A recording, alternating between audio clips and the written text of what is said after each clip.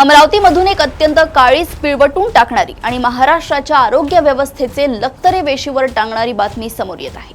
अमरावतीच्या जिल्हा स्त्री सामान्य रुग्णालयातील नवजात शिशु अतिदक्षता विभागात सोमवारी पहाटेच्या सुमारास अचानक भीषण आग लागली। या आगीत धुराने गुदमरून आणि होरपळून अवघ्या काही दिवसांच्या 3 नवजात चिमुकल्यांचा दुर्दैवी मृत्यू झालाय। ज्या निष्पाप लेकरांनी अजून जगाकडे उघड्या डोळ्यांनी पाहिलेही नव्हते, त्यांच्या अशा प्रकारे करुण अंत झाल्याने संपूर्ण राज्यातून तीव्र संताप व्यक्त होत आहे। आग लागल्यानंतर जीवाची पर्वा न करता 36 बालकांचे प्राण वाचवणाऱ्या परिचारकांच्या धाडसाचे कौतुक होत असले तरी रुग्णालयातील अपूर्ण अग्निरोधक यंत्रणा, व्हेंटिलेटरचा स्फोट आणि प्रशासनाचा निष्काळजीपणा यावर आता गंभीर प्रश्न उपस्थित होत आहे। अमरावती येथील जिल्हा स्त्री सामान्य रुग्णालयाच्या 3ऱ्या मजल्यावर असलेल्या नवजात शिशु अतिदक्षता विभागात सोमवारी पहाटे 3:30 ते 4 वाजताच्या सुमारास अचानक भीषण आग लागल्याने संपूर्ण परिसरात एकच हाहाकार उडाला। प्राथमिक माहितीनुसार वॉर्डातील एका व्हेंटिलेटरमध्ये अचानक झालेल्या स्फोटामुळे किंवा इन्व्हर्टर शॉर्ट सर्किटमुळे ही आग लागल्याचा प्राथमिक अंदाज व्यक्त केला जात आहे। या आगीत धुराचे प्रचंड लोळ पसरल्याने आणि आगीच्या ज्वालांमुळे 3 नवजात अर्भकांचा गुदमरून व होरपळून जागीच दुर्दैवी मृत्यू झालाय।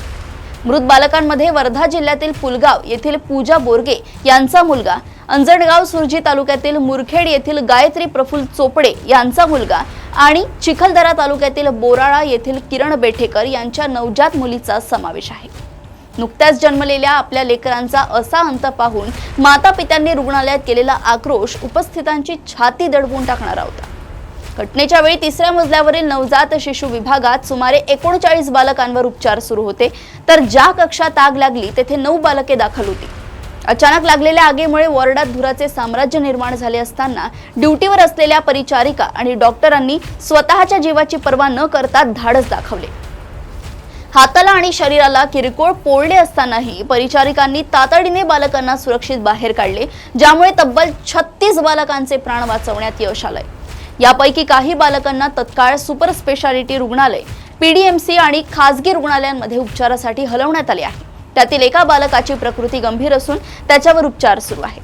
अवघ्या 1.5-2 वर्षांपूर्वीच ही अद्ययावत इमारत सुरू करण्यात आली होती, तरीही आग लागल्यानंतर रुग्णालयातील फायर अलार्म आणि अग्निशामक यंत्रणा वेळेवर का कार्यान्वित झाली नाही असा संतप्त सवाल नातेवाईकांनी उपस्थित केलाय। या दुर्घटनेनंतर राजकीय वर्तुळातून तीव्र प्रतिक्रिया उमटली आहे। माजी महिला व बालविकास मंत्री यशोमती ठाकूर, माजी खासदार नवनीत राणा, आमदार रवी राणा आणि आमदार सुलभा खोडके यांनी तातडीने रुग्णालयाला भेट देऊन परिस्थितीची पाहणी केली। दोषींवर खुनाचा गुन्हा दाखल करण्याची आणि रुग्णालयाच्या फायर ऑडिटची सखोल चौकशी करण्याची मागणी नेत्यांनी केली आहे। घटनेचे गांभीर्य लक्षात घेऊन मुख्यमंत्री देवेंद्र फडणवीस यांनी या दुर्घटनेच्या उच्चस्तरीय चौकशीचे आदेश दिले असून मृत बालकांच्या कुटुंबियांना राज्य सरकारतर्फे प्रत्येकी 5 लाख रुपयांची आर्थिक मदत जाहीर केली आहे। तसेच आरोग्य मंत्री प्रकाश आंबेडकर आणि आरोग्य सचिवांना तत्काळ अमरावतीला भेट देऊन सविस्तर अहवाल सादर करण्याचे निर्देश दिले आहेत। अमरावतीच्या या घटनेने पुन्हा एकदा आपल्या राज्यातील सरकारी रुग्णालयांच्या सुरक्षिततेवर मोठा प्रश्नचिन्ह उपस्थित केलाय। अवघ्या काही दिवसांपूर्वीच लाखो रुपये खर्चून सुरू केलेल्या नवीन इमारतीत जर अशी भीषण दुर्घटना घडत असेल आणि व्हेंटिलेटरचे स्फोट होत असतील तर त्याला जबाबदार असणाऱ्या अधिकाऱ्यांवर केवळ कागदी चौकशी न करता कडक कारवाई कधी होणार? निष्पाप 3 चिमुकल्यांचा गेलेला जीव कोण परत आणणार यावर आरोग्य प्रशासनाला उत्तर द्यावेच लागेल।